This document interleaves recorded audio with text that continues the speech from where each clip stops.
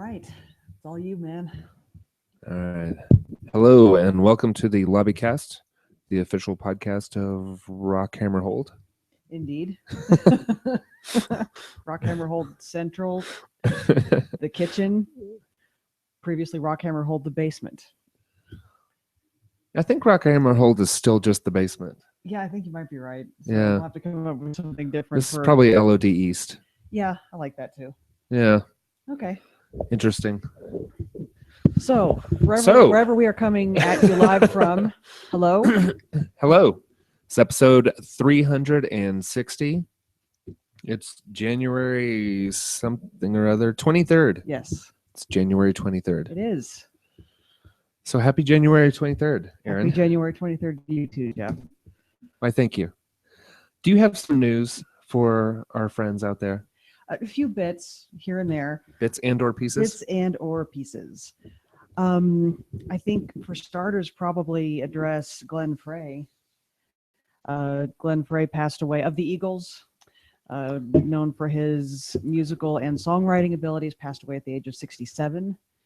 He is not British. He did not have cancer, but apparently the unfortunate march continues. So that's a sad loss for the music industry. Yeah, absolutely. He's been contributing a lot for a long time. So we were sad to see him go. Sure. You an Eagles fan? You know, not as much as some people, but I mean, really, if you grew up You know in the America, then you are aware of the you Eagles. are aware of the Eagles, and they're a part of the soundtrack of your life. And there's some songs sure. that they had that are just so unique. I mean, Hotel California is one of those moments in music that had never really happened before and is not going to happen again. So, Mr. Frey, we're sorry to lose you, and we're sorry for the loss that gave everybody, not only people that love him, know him and love him, obviously, but the rest of us that enjoyed his work. There you go. So, one other bit, a couple other bits I had for those Doctor Who fans out there. You may have heard Stephen Moffat has made it official. He is leaving the show. He threw down Ninja Smoke. He did, and it's very dramatic Ninja Smoke, as is his way, and is leaving. They are actually bringing on Chris Chibnall is coming on. Chris is best known for Broadchurch. Those of you that are also perhaps David Tennant fans have seen this British TV show about the impact of the murder of a small boy on a small town. And so I think it'll be really interesting to see what happens. I know some people are, crying and wailing, and that's a phone ringtone, guys. Apparently Geoff has incoming notices that he needs to attend to. Nope. Done. Neat. Now that I've completely given him shit for that, my phone's probably going to go off too. But I know some Doctor Who fans are wailing, and there's the tearing of hair and rending of garments and all of that because it's the end of an era. But I am genuinely interested to see what Chibnall brings to the table. And I think Stephen Moffat really tried way too hard to make the series the Clara show the last season or so, and that didn't sit well with some fans. So it'll be good to see what happens. I don't know what a Clara is. It's true. He doesn't. He's just going to smile and nod and fiddle with his pen while I talk about this. So, see? Isn't he good? Thank you. So good. So it'll be interesting to see what happens. The really big downer for me is there aren't going to be any new Doctor Who episodes this year other than a Christmas special. They are on hiatus until January of 2017. So while they're sorting out their show situation. Yes. So we will have to wait a while for a new episode. And one other bit of news in the ball-smackingly bad idea category of movie news. The news just dropped. Some of you may have heard that I believe TriStar and Jim Henson Company are in talks together to make a new Labyrinth movie. Why does there need to be a new one? There doesn't need to be. Hence the ball-smackingly bad idea. Especially since we're not even a fortnight out from David Bowie's loss. Yeah. So much of that movie was about what he did with the Goblin King. I just can't imagine what they think they're going to do without that. And as this guy and a few other people know I'm not one of those people that's opposed to all reboots and remakes. No. And I think good stories deserve to be told and retold. However, this one just feels like a really bad idea. I can't imagine That's odd. I why hadn't they're heard doing that. but that's not great. It's not. And what we can hope is that they just either come to their senses or the whole thing falls through, because at this point they haven't even figured out if it's going to be a remake, a reboot, a prequel, a sequel. They don't know what they're going to do with it. They just know that they got Nicole, what's her name? Hang on. One moment while I consult my angry notes. Nicole Perlman, who is best known for most recently penning the script for Guardians of the Galaxy. Oh, well, that's not bad. No, it's not bad at all. I have no issues with the people they brought on board for this project. I have an issue with the project itself. Yeah, I can understand that. Since they're being really vague and clearly don't know what they're doing yet, they got the bad idea. They haven't put the bad idea into effect yet. So we can hope that it falls through. That's my hope. Okay. No offense to Jim Henson and company. I love you guys, but seriously, stop. just stop it. Awesome. That's what I've got. Okay. How about you? I have a few things here. Speaking of rebooted things, The Exorcist may be coming to yes. TV as a series. I saw that. It could work as a series. Just Sure.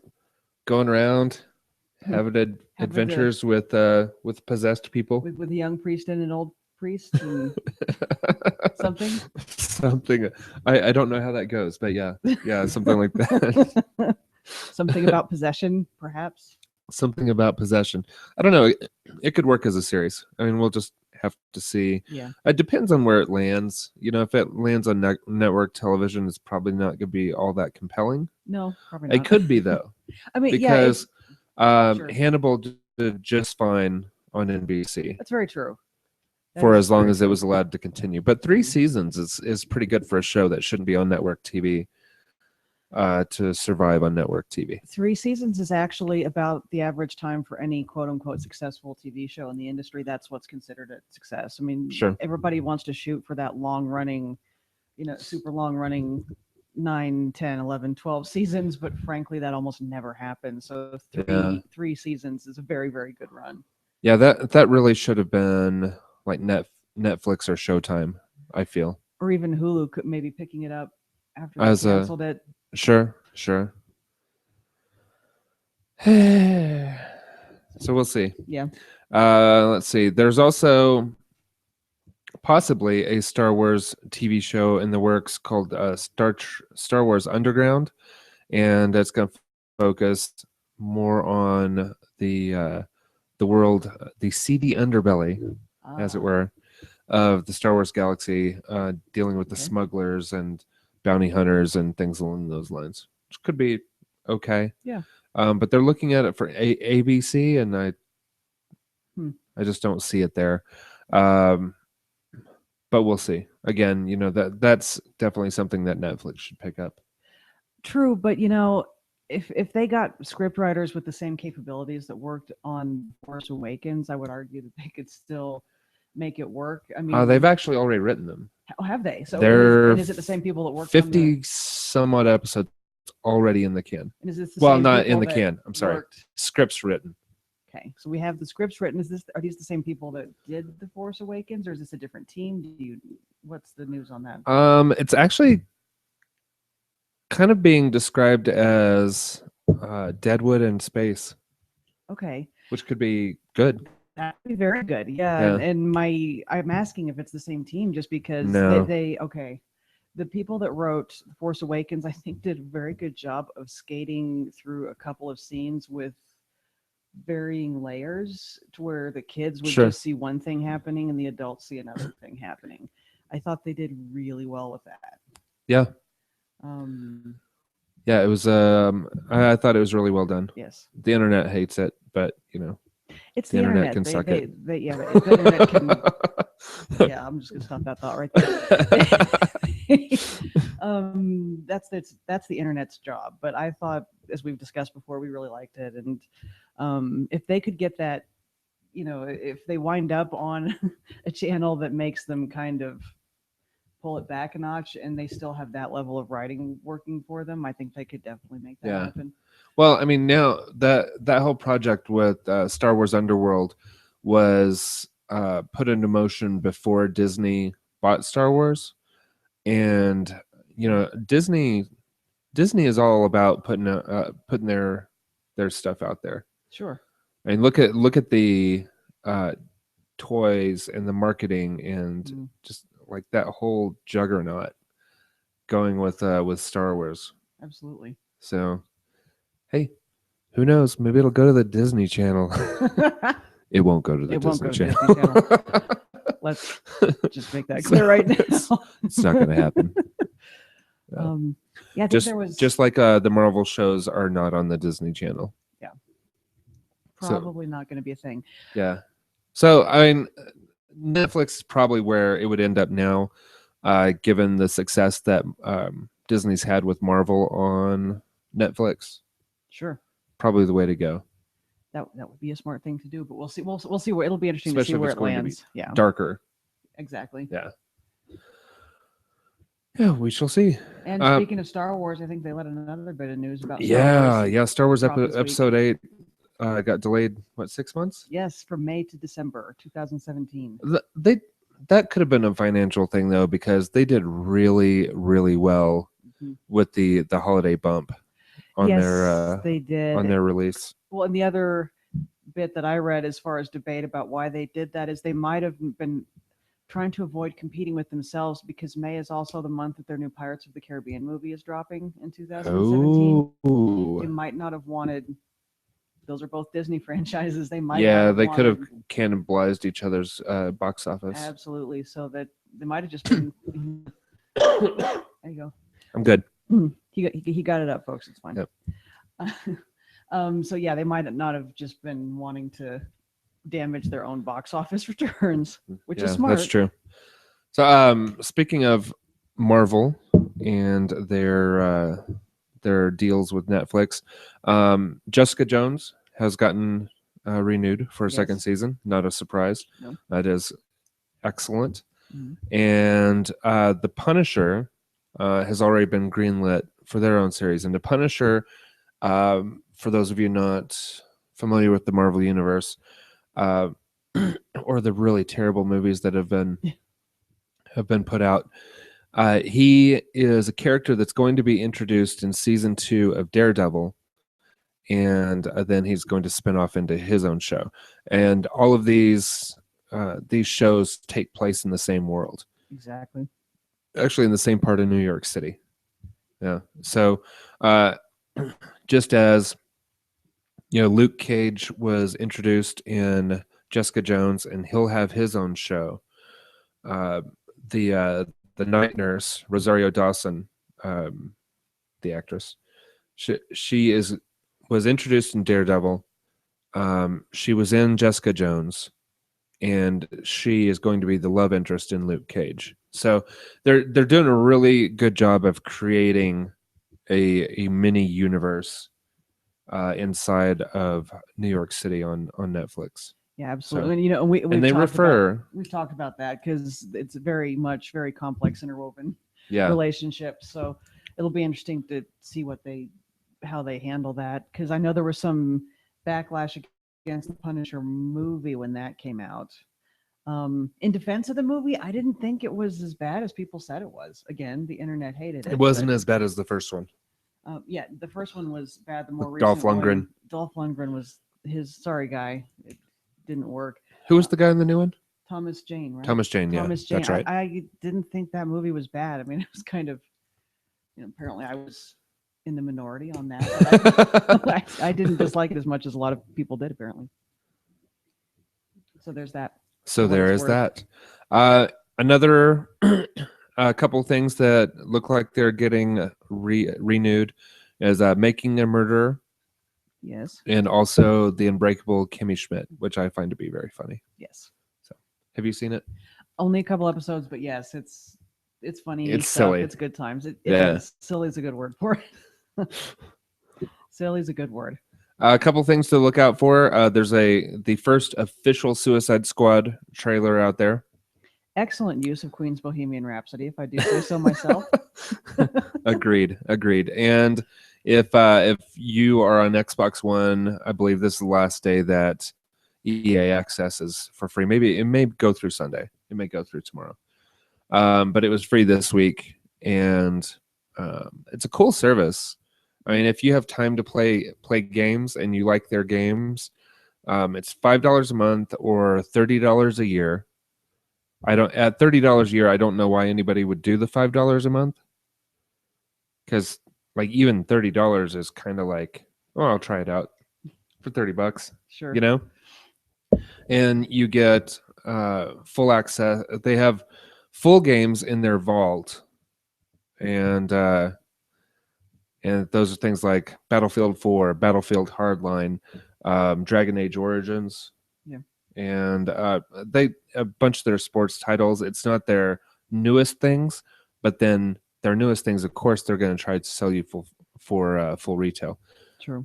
Or maybe not, because let's see, I think you get a week, like 5 to 10 days, somewhere in there, with their new releases before actual release.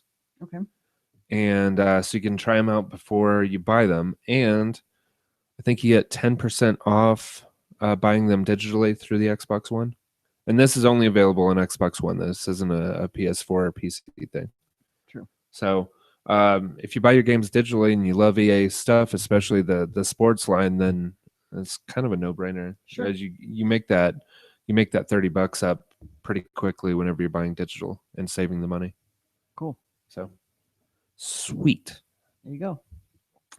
Let's see. I think that's about it for news. Yeah, that about wraps it up for me. Well, let's get into the weekly watches. Okay.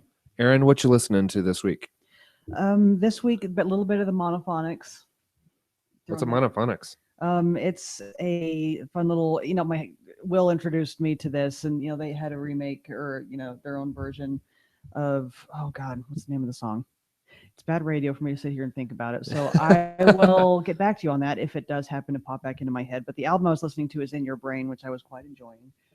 And of course, to nobody's surprise anywhere, I've been listening to Black Star by David Bowie a lot this week, which I would like to add hit #1 in the U.S. for his first #1 album in the U.S. in the history of his career. Really? That's a surprise. He's had songs, but never full albums. That hit that well. Yep. So all right. It's been a lot of that for me. Awesome. Yes. How about you, sir? Let's see. I've been listening to some Common Sense with Dan Carlin. Also listening to Gamer Tag Radio. I tried out a new podcast this week called Amish Baby Machine. Of course. Because of course. Just a couple of the podcasters that follow me both like followed these people, and so I was like, oh, okay, well, that's fantastic I'll where you got it. the reference from, but you can't just throw out the title Amish Baby Machine and then I totally can. Totally can. Only listened to about half of the most recent episode, and the first part, I mean, they just talk about things that they're interested in, kind of like we do. Okay. But they talked about cooking for a while. All right. So, they're funny guys. They get an award for name or idea. Great idea for titles. Attention catching titles. Most definitely. Yeah. So that was about it for what I've been listening to. Nice. Oh no, I've been listening to / watching a bunch of Walk Off the Earth this week. They put out another new cover song of Adele's Hello. Okay. And it's really entertaining. Nice. It's really entertaining. You know those little tubes that just swing around and they make different sounds? Sure. Well, they had like some of those of varying lengths. And so they were actually able to, play some of the music for the song. It's amazing what with talented those people things. can do. Yeah, and they're all so talented. It kind of makes you want to hate them a little bit. They're just ridiculously talented. Good for them. Yeah, so good for them. And that's all I've been listening to this week. Okay. Do you want to get into the what you watching? Sure. We'll fire away, Erin. Okay, I will, Geoff. This week, a little bit, Mythbusters has started their final season, so I know I cannot believe that life, for the first time in 14 years, is going to be bereft of Adam and Jamie. Yeah, what's the other science show? There are several at this point. Yeah, What was the theme? Was it a clip show, an explodey theme? What were you thinking? No, it was the same kind of thing. It was like Mythbusters, where they did sciencey stuff, and yes, they blew up things. I know what you're talking about, and I can't think. They've been promoting it a lot lately, and I think it's because they're wanting it to fill that void. Yeah. And I should probably give them a chance and watch them. And again, I can't think of. I know what you're talking about. I can't think of the title. It's two guys blowing shit up, in the name of science again. And the reason I hadn't really tuned into it was because when they first put the show on the air, they were literally doing all these stories that Adam and Jamie had already visited 10 years ago. I mean, it was the exact same things. Right. I think they've branched out since then, which is good because they seem like they're entertaining guys that are, good on television and whatnot. But I was a little put off by the fact that they were like, oh, we have this new show and we're doing this. Great. I saw that 10 years ago. And they probably, Adam and Jamie probably did it a little better. But, sure. I've heard that they branched out and have kind of been finding their own footing. So maybe I should go back and give them a chance. It kind of reminds me, just kind of an odd thing. Do you remember that show Scam School? No. Okay. Well, it was a guy mostly did like parlor tricks, sleight of hand stuff. Okay. I used to watch his show, and he just like randomly followed me on Twitter. That's fantastic. So I was like, I followed him back, and I was like, "Hey, I'm a fan. Like, thanks for the follow." So weird. Excellent. I get those every now and then, just like the random follows from different people, and I know it's not the person themselves. It's like their publicist, or they've hired one of those services that get you follows by like having you follow a bunch of things. But still, it's kind of interesting. That is kind of just like random nonsense, like the guitar player or the keyboard player. It was the keyboard player from the Arsenio Hall show. Why? How are you even aware of my existence? I mean, yeah. So it's just, but it's not like they're crazy, super popular people. It's just random people. Random people, but random people. You happen to know who they are. Well, the guy who played Mr. Echo on Lost. Yeah, that's what you said. It's like, what? What? I don't get it. Excellent. No. Oh, and another small world situation kind of related to that. One of the guys from work said he was listening to Podcast Roulette or Pod Roulette or something like that. Okay. And he didn't know I did the show. We're not friends on Facebook or anything like that. And he came up to me and was like, I was listening to Pod Roulette today. The weirdest thing.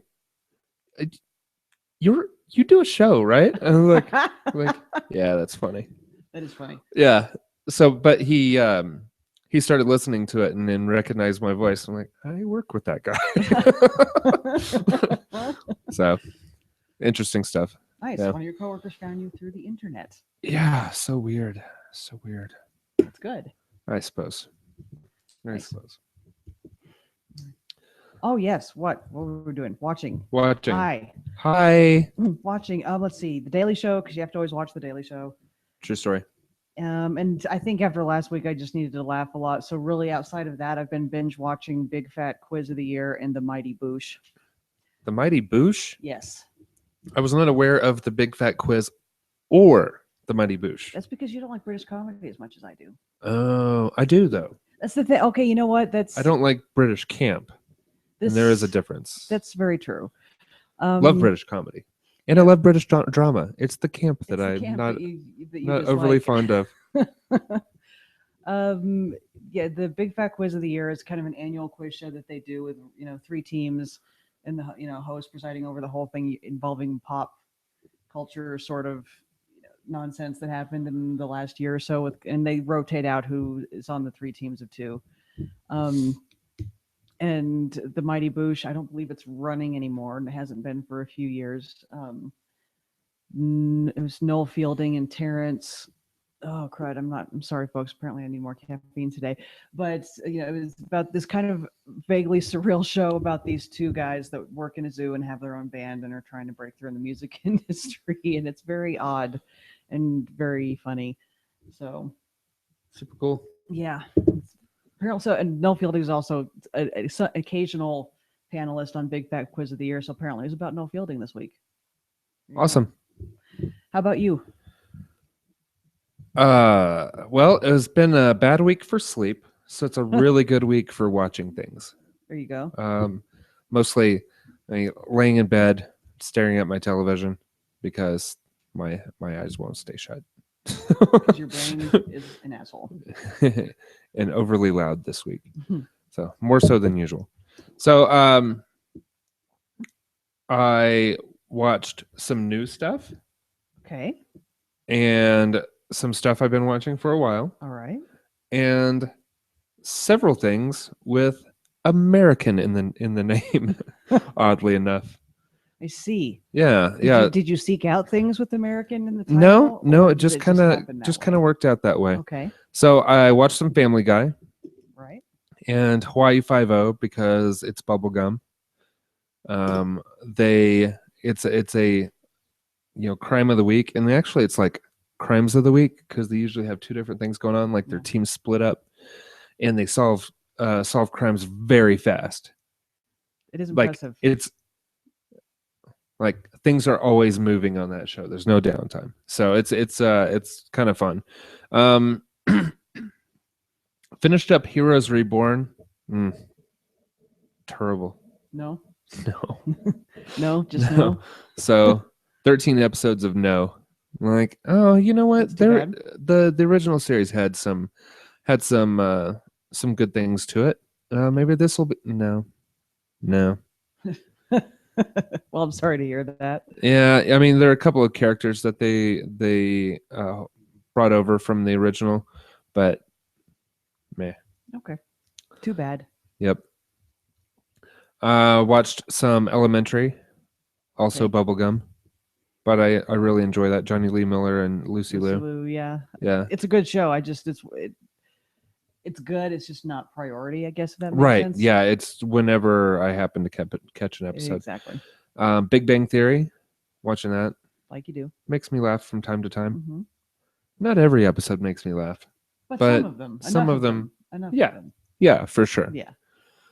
And the new shows that I've been watching this week, Shades of Blue. I will not be revisiting that. Okay. It's about a police officer who gets caught in a corruption scandal, and then she's turned against the rest of her corrupt crew by the FBI. And apparently it has Ray Liotta, who I was happy to see, but apparently not enough to watch the show. Right. And the main character is Jennifer Lopez. Mm-hmm. So it's just not great. But I didn't expect it to be great. I just thought, well, it could be okay. I'm awake. I may as well. Right. There's a show called Second Chances that I'm enjoying a little bit more, and it is also a spin because so many of these shows that are on, like Elementary, where someone with particular insight or capabilities helps the FBI or some other law enforcement agency solve crime. Okay. Yeah. Like The Mentalist and Elementary, and there's a bunch of them. Yeah, it's definitely a popular thing right now. Minority Report. Minority Report, and I don't know. There's a bunch of them. Anyway, so what's happened in this one is there was this old sheriff who was um, indicted for corruption and run out of office, that kind of thing. He's old. He gets killed, and this uh, Mark Zuckerberg type character, or Elon Musk type character, is trying to save his sister, and this cop has a particular genetic marker, so they bring him back from the dead, and he's a younger, much more powerful version of himself. It just occurred to me I might have had a vaguely confused look on my face right Yeah. now. Yeah, it's a little sad. So they're using his blood to treat the sister, but he's a lawman, so he's helping his grown son, who's in the FBI, solve crimes. Okay. Yeah. So that's happening apparently. So that's happening. And then what was the other one? Oh, Colony. Okay. Some kind of invasion, and the this guy is caught trying to pass one of the borders, and he's being coerced by they don't say who's invaded, but you kind of get the feeling that's an alien invasion. Yeah, that's kind of the impression I got. And so the human authority has coerced the main character into trying to hunt down the insurgency, and of which his wife is a member. Okay. So there's that. Okay. So lots of lies being told to many people. Yeah.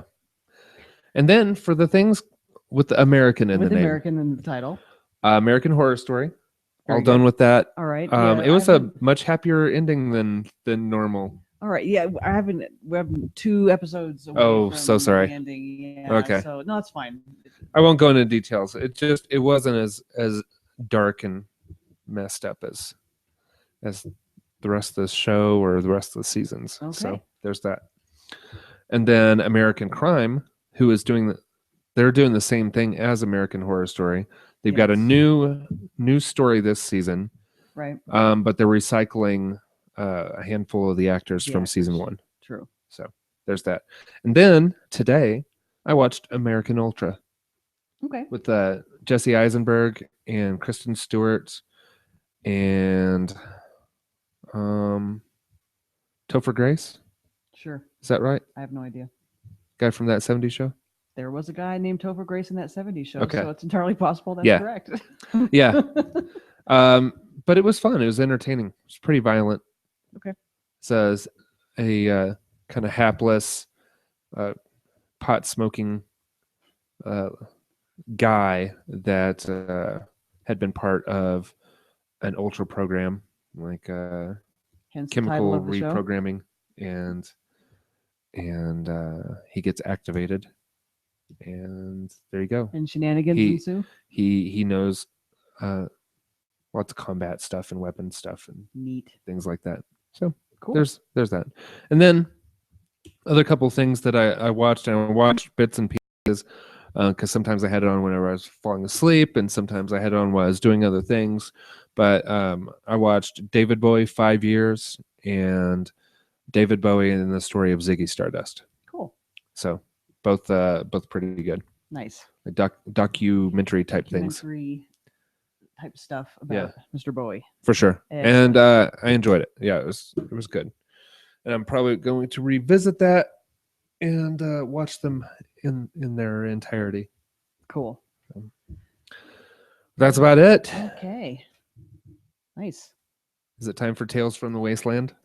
Probably so, except for this week I can actually say there's one other thing Ooh. that I was What else have playing. you played?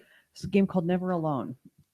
I have heard of this. It's really interesting. On Game Tag Radio, they were talking about it. Yeah, it's Tell me things. Tell me stories. it's a platformer done in the north, and a young boy from an Inuit tribe and his dog basically have to get through puzzle levels on a platform game, and that's really all I'll say about that sums it up pretty much. Was this on Games for Gold? I believe so. Yes, that's where we picked it up. Okay, perfect. And as a bonus, one of the things you can do is you can unlock these short films of actual First Nation people talking about their traditions that were put into the video game. Well, that's neat. It's fascinating, yeah. And so if it's still on Games for Gold, or even if it's not, I recommend you pick it up because it's it's an indie title. I think you'll probably be able to find it, even if you have to pay for it. It'll only be like $10 to $20. Yeah, and it's really well done. It looks really good. It's very atmospheric, and you actually learn without feel like it's being shoved at you or anything, and Yeah. it's fascinating. So good stuff. Yeah. So Aaron, tell me stories. Tales from the Wasteland. What do you have? What do you have? Any funny little things? I had to build stairs to get to Preston Garvey because he was standing on the roof of a house.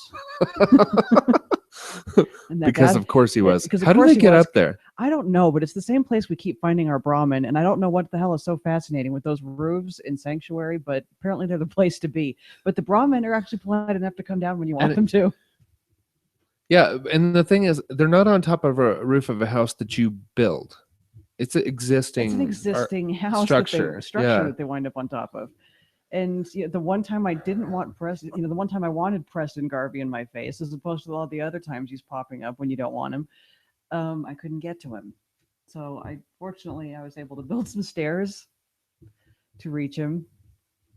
And other than that, I've been spending a lot of time running around shooting people with Strong, because Strong entertains me quite a lot.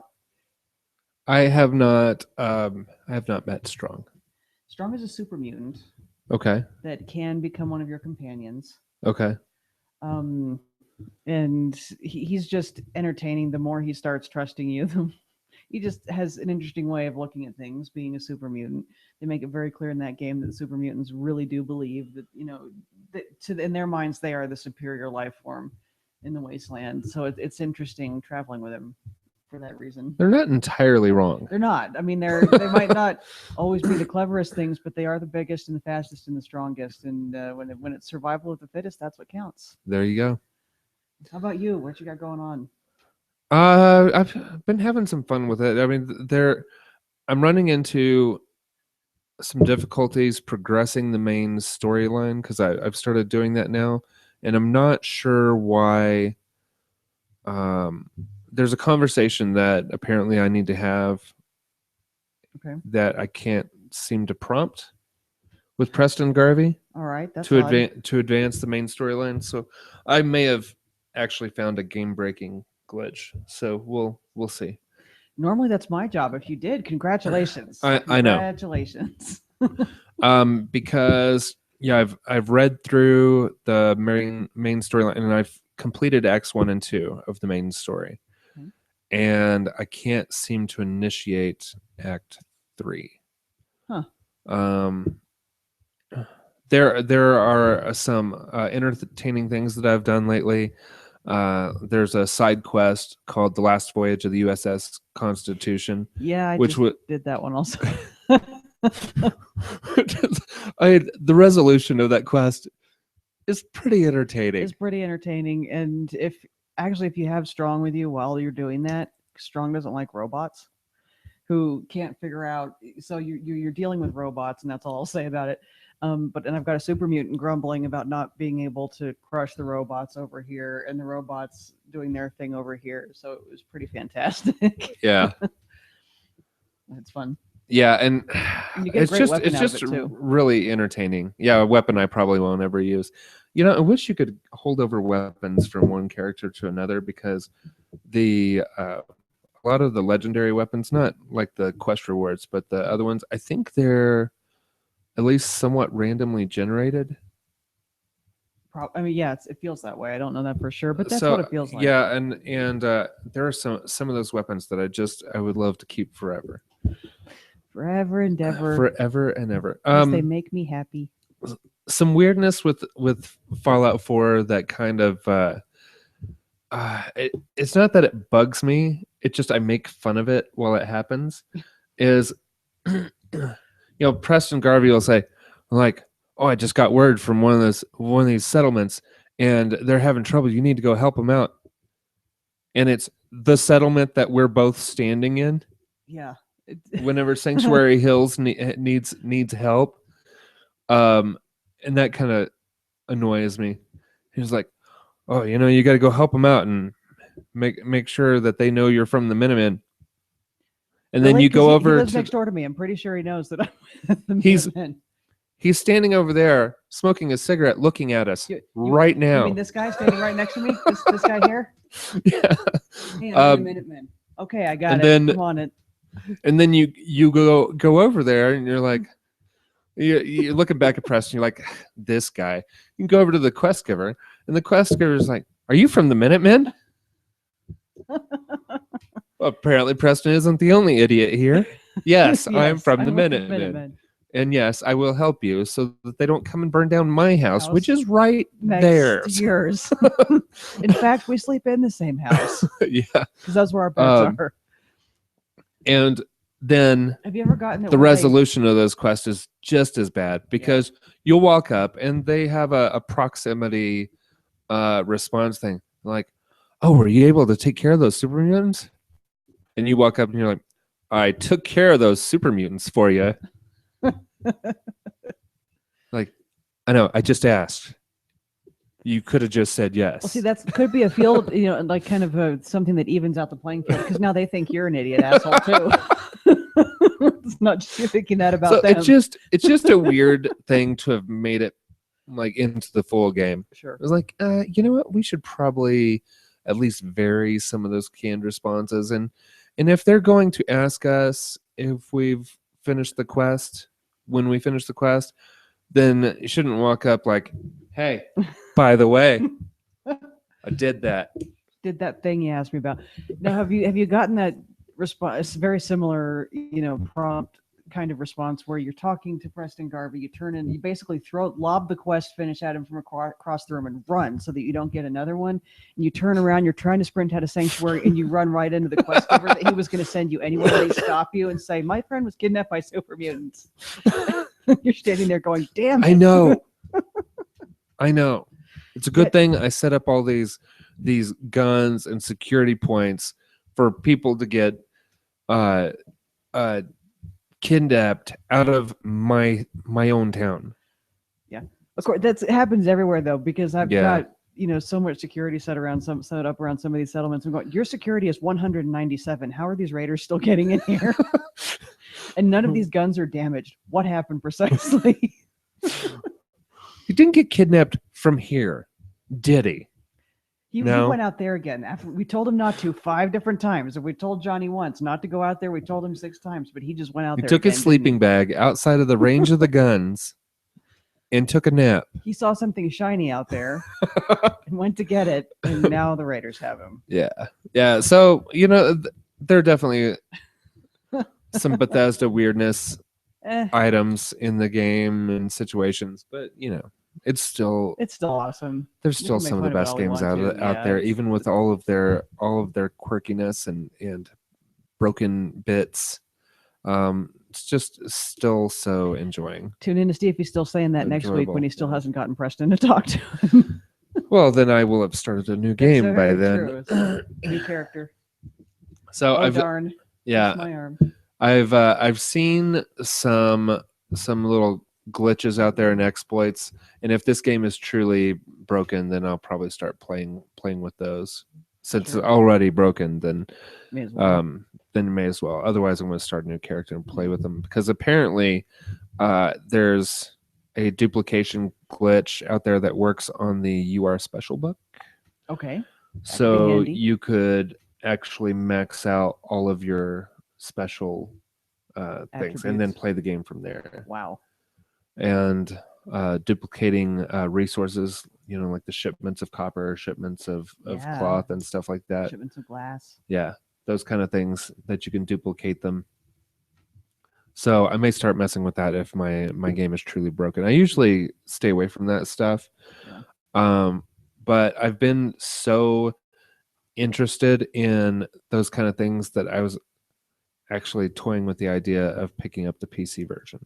Nice. so that I could play with mods and Yeah, all that kind of stuff. absolutely. But mods are coming to the Xbox and PS4 versions, so Sure. it's just a matter of when. We don't know. We don't know yet, but you will know when we know. Yeah, but I've had some fun things going on. I got a legendary shotgun at one point that I upgraded, and now it's just ridiculously powerful. But the game offsets that by me not being able to find shotgun ammo anywhere. Oh, tricky. So that kind of sucks. Yeah, but it's been upgraded to do like 80 or 90 points of damage. Okay. Which is a lot on its own. Yeah. But then it has a 25-point bleed on it. Ooh. And so I can shoot most things once and then just go on about my business and collect XP because they just die. They die. You walk past them and they're like, "Hey, come back." Oh. They just die. Fantastic. I mean, you can watch their health bar just drain. Nice. I don't. My awesome shotgun doesn't do that, but it causes an explosion. I mean, like it. That's the ammo explodes on impact. Basically. Oh, nice. That's a good one too. You have to be careful with your companions though, because if your companions are getting right up in the bad guy's face, you kind of hose them with it too. But yeah, they get over it. I throw a stim pack at them and they forgive me, so it's all good. Yeah. It's really nice because like high-end legendary creatures, I can usually shoot them really quickly 3 times, boom, boom, boom, and it burns through their first health and their second health bar. Wow. Yeah, that like you said, that is game-breakingly effective. Yeah, I mean, I still get hurt, you know, but because you're remarkably fragile. Well, probably compared to a lot of the stuff that the Wasteland has grown while you were sitting in your pod. Yes. Yeah, absolutely. You're pretty fragile. But I'm really enjoying it. Like I said, I've been working on the main quest line and trying not to be so distracted by the settlements because I have 2 pages of settlements now. Yeah. I've actually found 2 settlements that I haven't been sent to yet that I'd love to add into the fold, but I can't use the workshops there because I'm not allied with the settlement. 2 pretty good ones actually. One's in the middle of a city, and it's very well situated. That would be nice. Yeah, kind of cool. Yep. That's about it. All right. Lots of Fallout. I mean, we don't normally ever talk about things that are happening while we're playing Fallout. We just say we're playing it, give each other that knowing look. So it's just we'll throw out a little something to share the Wasteland shenanigans with you folks. Yeah, for sure. All right, but that's it. Yes, I think we're done. Where there's another show 360. That's a lot. It is. That's a lot of shows. It is a lot of shows. A lot of shows. We are coming up on 7 years. Yep. Well, it never works out with the the number of shows that we've done is actually more than the year anniversary, because the year anniversary should be March 9th or something like that. Okay. Right around first or second week of March should be our 7-year anniversary, but just doing the math in my head, that would be this show. Okay. Interesting. Is that 52 times 7 is 360? Don't throw random math at me and expect me to I don't know. Anyway, figure this stuff it's out. pretty close. I am not that smart. I'm sure my close, yes. One-off math is wrong, but but that happens every year. It's somewhere in between the first of the year and the actual anniversary that it always seems to work out show-wise, and I'm not sure why. Because we did our specials, we didn't number. They were that's probably why. You didn't number the specials. All right. Okay, well, that's a show. Thank you guys 360. for watching and listening. We will see you next week. Indeed. Okay, Signing off. bye.